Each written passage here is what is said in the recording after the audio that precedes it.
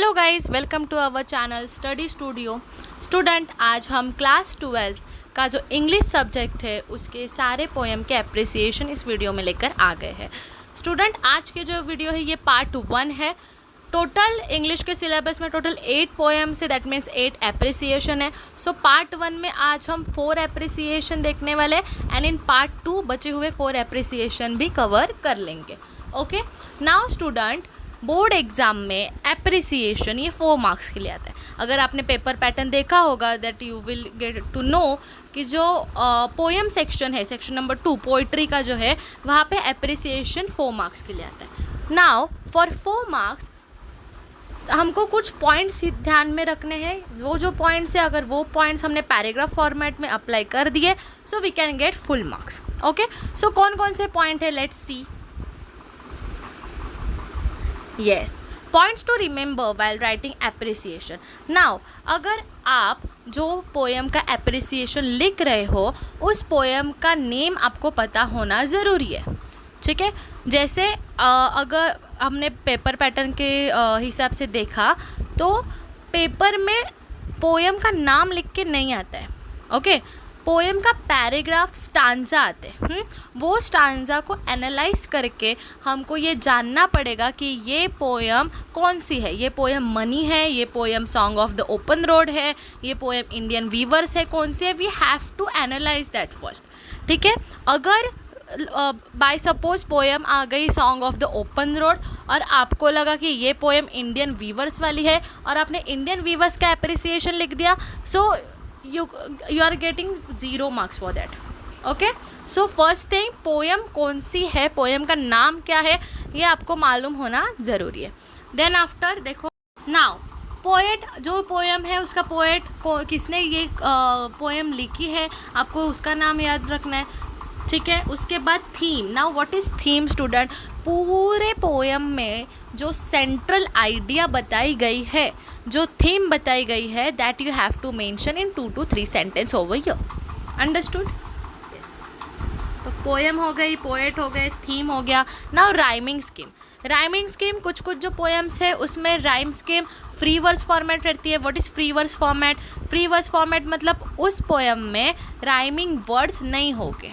ठीक है, और बाकी जो पोएम है उसकी भी आपको राइमिंग स्कीम देखनी है। ABCB है, AABB है, ABCD है, ऐसे आपको राइमिंग स्कीम वहाँ पे मेंशन करना है। Okay, now figure of speech, parts of speech, figure of speech. ये जो ग्रामर है इंग्लिश का, तो इसमें alliteration, metaphor, simile, personification, onomatopoeia, paradox, imagery, ये सब क्या है, फिगर ऑफ स्पीच है। ठीक है, फिगर ऑफ स्पीच वैसे बहुत है, बट 12th स्टैंडर्ड के सिलेबस में आपको 20 फिगर ऑफ स्पीच करके जाना है। उसके ऊपर भी वीडियो अपने चैनल पे अपलोड हो जाएगा।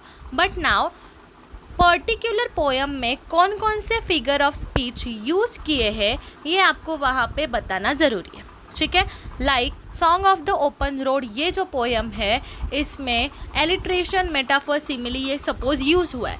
सो what you have to write, the figure of speech of this poem is alliteration, metaphor and simile, that's it. ठीक है, so figure of speech आपको वहाँ पे बताना है। then after क्या है, देखो मैसेज। अभी आपको ये पर्टिकुलर पोएम में से क्या इम्पॉर्टेंट वैल्यूएबल मैसेज मिला ये आपको बताना है। ठीक है, क्या मैसेज मिला, टू अचीव योर गोल या फिर काइंडनेस। ठीक है, आपको ये सब मैसेज पर्टिकुलर पोएम में से क्या क्या मैसेज आपको मिले ये आपको लिखना है। That is completely on your opinion. ठीक है, आपका ओपिनियन रहेगा। Message and in my opinion ये आपको अपने ओन वर्ड्स में लिखना है। ये किधर से भी आप रट्टा नहीं मार सकते। ठीक है, अभी मैंने तो अप्रिसिएशन में मैसेज और इन माय ओपिनियन दिया है, बहुत इजी वे में दिया। अगर आप वो लिख के आओगे तो भी you will gate full marks, but आप आपके ओन वर्ड्स में लिख सकते हैं। देन इन माई ओपिनियन आपको ये पोएम अच्छी लगी, बुरी लगी, मोटिवेशनल लगी, इंस्पायरिंग लगी, आपको ये यहाँ पे बताना है। अंडरस्टूड? ये पॉइंट समझ में आ गए। पहले पॉइंट, फर्स्ट पॉइंट क्या है, poem. Second point poet. Third point theme of the poem. Fourth rhyme scheme. Then fifth figure of speech. Then sixth message and seventh in my opinion. Understood? Okay, so student, आज के इस video में हम 4 appreciation देखेंगे.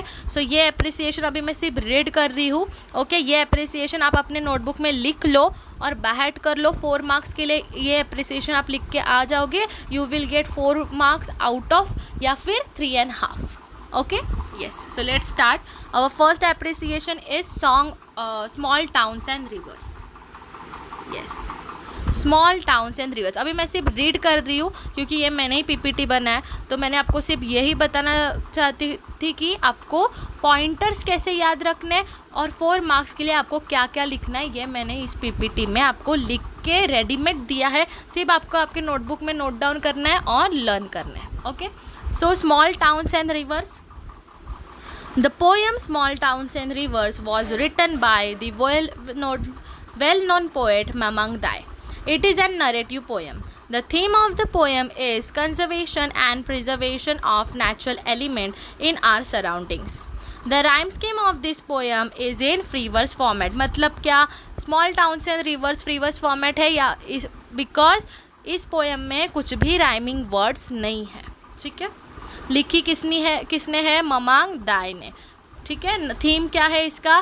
Conservation and preservation. मतलब natural elements, natural thing को हमें क्या करना है? प्रोटेक्ट करना है. Now the figure of speech of this poem is alliteration, metaphor, simile, repetition etcetera. Then the message of this poem is to protect natural element and we must attach to our native place and childhood memories. In my opinion, I like this poem very much. It is an interesting poem for every nature lover.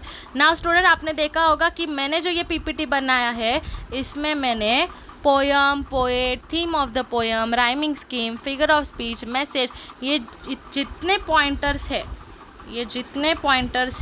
ये सारे क्या किए हैं? Cover किए हैं. Poet cover कर लिया है, देखो, पोएट से लेके इन माय ओपिनियन सारे कवर कर लिए. ठीक है, सेम वैसे ही मैंने जितने भी एप्रिसिएशन आपको अभी बना के दे रही हूँ वो सब ये पॉइंटर्स के अकॉर्डिंग ही पैराग्राफ फॉर्मेट में बनाया है. ठीक है, स्मॉल टाउन्स एंड रिवर्स हो गया. Then our appreciation number 2 is money. Okay, the poem money was written by the well known poet William H Davis.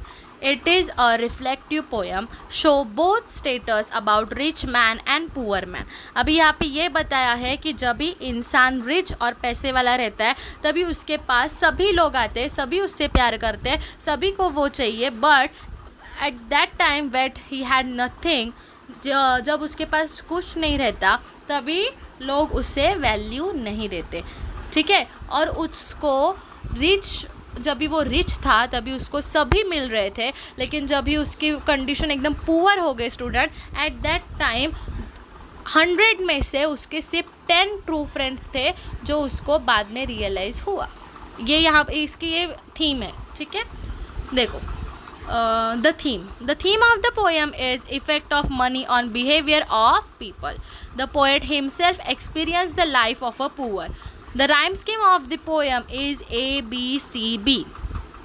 The figure of speech is alliteration, repetition, simile, inversion, etc.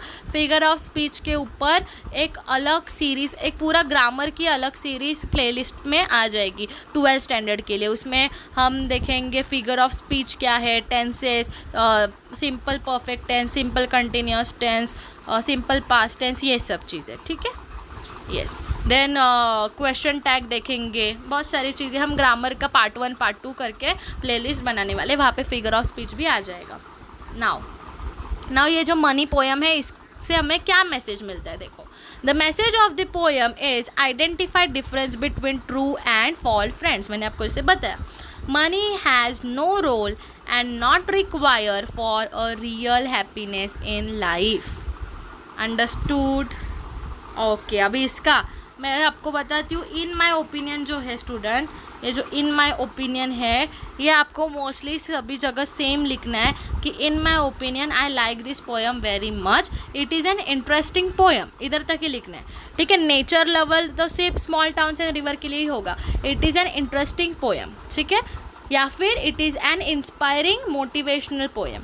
तो आपको इन my opinion बाहर ही करके जाओ कि in my opinion I like this poem, it is a good read, it is inspiring, it is motivational, it is interesting. ऐसे आपको 2-3 sentence में लिख के लेना है, ठीक है। नाउ एप्रिसिएशन नंबर 3 कौन सा है? Song of the open road. Okay, तो किसने लिखी है song of the open road? चलो देखते हैं। The poem song of the open road was written by the well known poet Walt Whitman. It is an narrative poem. The theme of the poem is poet encourage the reader to be true to themselves and live a free and joyful life. The rhyme scheme of the poem is in free verse format. जो poet है वो क्या कह रहा है कि reader को, मतलब हम रीड कर रहे हैं ना ये poem, so what he want to say to us कि अपने आप से सच रहो, ठीक है। जितना आप अपने आप को झूठ बोलोगे कि ठीक है मैं नहीं कर, मतलब देखो आपने वो प्रोवर्ब एक सुना होगा, a bad man blame his tools, मतलब उसमें गलती है लेकिन he is blaming his situation, his tools, ठीक है। सो अगर हमारे में कुछ गलती है, हमको कुछ इम्प्रूव करने की ज़रूरत है, so we have to take that accountability, ठीक है, ना कि हम सामने वाले सिचुएशन को ब्लेम करें। Okay, so what a poet encourage us that to be true to themselves and live a free happy joyful life. या अभी इसमें भी राइमिंग वर्ड्स कुछ भी नहीं है, that's why it is also free words format. Now the figure of speech is alliteration, repetition, metaphor, paradox etcetera. Message क्या दिया है? The message of this poem inspire us to explore the world using our ability, comfort, complaints and not excuse for positive life. देखो हमारी ability, comforts में हमें comfort zone से बाहर निकलकर हमें खुद को ढूंढना है, ना कि एक्सक्यूज़ देके, ना कि कंप्लेंट करके। जितना हम एक्सक्यूज़ देंगे उतनी हमारी लाइफ क्या हो जाएगी? नेगेटिव हो जाएगी। इसलिए इन्होंने क्या बताया, देखो not excuse for the positive life. Positive life अगर जीनी है तो कंप्लेंट, एक्सक्यूज़ और सिचुएशन को ब्लेम करके नहीं चलेगा। In my opinion, the poem was a good read. It is an motivational and inspiring poem. मैंने बताया ना, good read. I like this poem. This is interesting poem. This is motivational poem. और it is inspiring poem. यही लिखना है in my opinion में. Okay? Now our appreciation number 4. Indian Weavers. Indian weavers किसने लिखे? सरोजिनी नायडू ने, ठीक है। The poem Indian weavers was written by the well known poet Sarojini Naidu. She is also known as nightingale of India. The theme of the poem is in 3 stage of life. तो कौन से 3 stage है life के? First, हम जब पैदा हुए, birth, हमारे चाइल्डहुड, देन डेथ, ठीक है। Now that is birth, childhood and death. The rhyme scheme of this poem is A-A-B-B. The figure of speech is alliteration, metaphor, imagery, etc. Now, poem में rhyming scheme कैसे identify करें? ये A-A है, ये A-A-B-B है, A-B-C-B है, A-B-C-D है, ये कैसे आइडेंटिफाई करें? इसके ऊपर भी मैं एक शॉर्ट 5 मिनट्स की एक वीडियो अपलोड कर दूँगी, ठीक है। नहीं, बहुत स्टूडेंट को नहीं मालूम कि अगर ये जो पोएम है इसमें राइम स्कीम, राइमिंग वर्ड तो हम इजीली ढूंढ सकते हैं, लेकिन राइम स्कीम कैसे ढूंढें, तो उसके ऊपर एक 2-3-5 मिनट की एक वीडियो अपलोड कर दूंगी, don't worry. Then the figure of speech is alliteration, metaphor, imagery etcetera. हो गया ना ये तो, यस। द मैसेज, अभी इंडियन व्यूवर्स ये पोएम में क्या मैसेज दिया है देखो। The message of the poem is to do hard work. क्या करना है? हार्ड वर्क करना है। And live happily. The language of the poem is simple and easy to understand. In my opinion, आपका ओपिनियन क्या रहेगा हमेशा? Motivational, inspiring, interesting, good read, like this, यही रहेगा। देखो मैंने भी वही आपको मेंशन करके दिया है ना। In my opinion the poem was motivational and inspiring poem. The poem was a good read. I like this poem very much. So student, आज के इस पार्ट 1 में मैंने आपको टोटल 4 एप्रिसिएशन करवाए, that is small towns and river, money, song of the open road and Indian weavers, ठीक है। Now in yes, now in part 2 हम आगे के 4 एप्रिसिएशन देखेंगे। उसमें have you earn tomorrow, father returning home, she walk in beauty, ये सब आएंगे, ठीक है। So stay tune for part 2। और ये सारे एप्रिसिएशन आपके नोटबुक में लिख कर लर्न कर लो। 4 एप्रिसिएशन मैंने पार्ट 1 में कवर कर लिए, बाकी के 4 एप्रिसिएशन में पार्ट 2 में कवर हो जाएंगे। वो वीडियो 2 दिन में अपलोड होने वाली है। Okay student, if you like this video do subscribe to our channel study studio, share करो, लाइक करो। Okay, thank you for watching student.